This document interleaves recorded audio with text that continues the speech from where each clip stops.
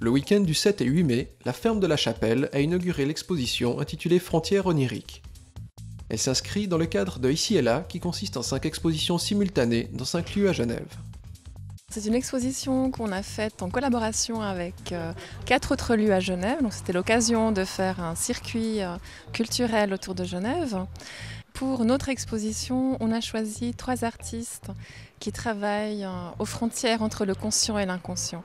C'est pour ça que j'ai appelé l'exposition Frontières oniriques, c'est-à-dire cette frontière entre le rêve, la réalité, le conscient.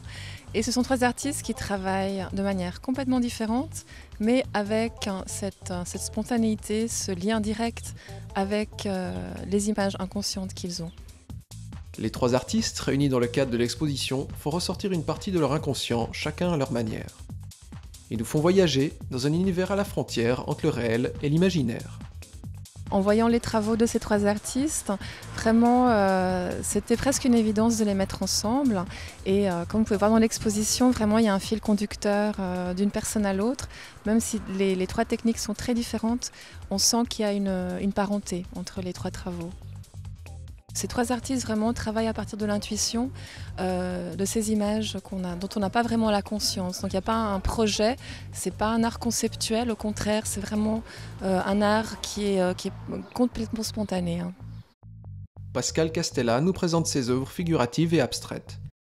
Elle laisse son inconscient parler à travers son corps et obtient ainsi de véritables explosions de couleurs et de formes. La couleur, elle saute aux yeux. Et par contre, quand moi je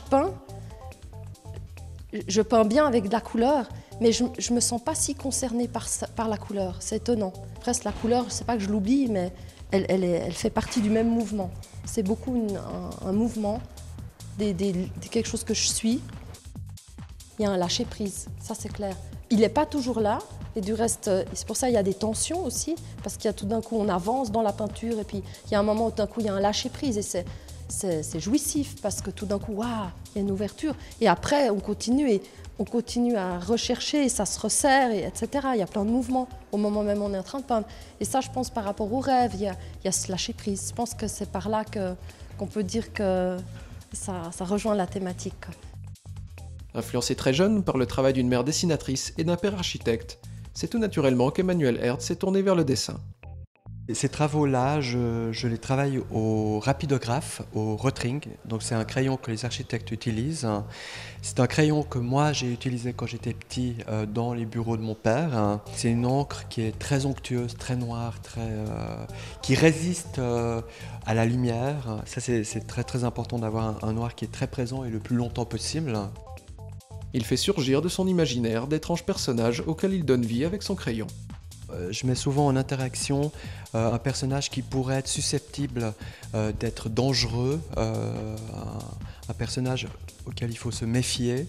Mais en même temps, quand je mets les petits-enfants autour, ces petits-enfants sont complètement inconscients, insouciants, et ils ne se méfient pas. Ils ne vont pas provoquer en fait l'être qui peut être inquiétant, et en fait il y a un lien très fort qui s'établit tout à coup entre eux. On retrouve quelque part dans mon travail quelque chose de clair-obscur. C'est-à-dire il y a quelque chose d'inquiétant, mais il y a aussi quelque chose de très positif à la fois. Et de drôle aussi par moment.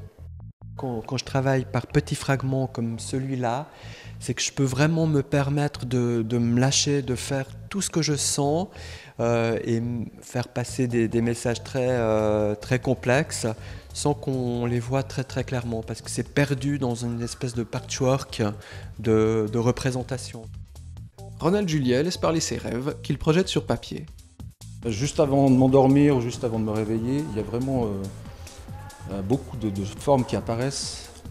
Et donc, ça m'intéresse aussi d'essayer de suivre ça d'une manière picturale.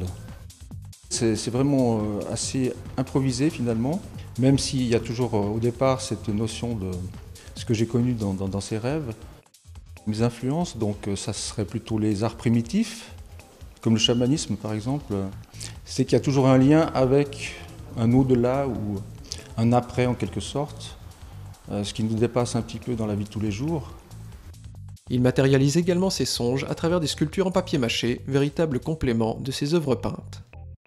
C'est comme si Il y avait le concept de fenêtre aussi dans ces sculptures. Et c'est un peu comme si je pouvais distinguer à travers ces ouvertures des mondes différents qui amèneraient ensuite à ce genre de vision qu'on voit sur les murs. C'est un petit peu aussi la démarche que j'ai fait avec ces deux choses. Une exposition aux frontières du réel qui emmène le visiteur dans les profondeurs de l'inconscient. À voir jusqu'au 29 mai. Dans le cadre de cette exposition, on aura le dimanche 22 mai l'après-midi à 17h un concert de rock avec le groupe Blended. Et une semaine plus tard, le 29 mai, qui est la fin de l'exposition, on aura le brunch habituel et à 14h des contes avec cette fois-ci des contes improvisés avec la compagnie Les Arts.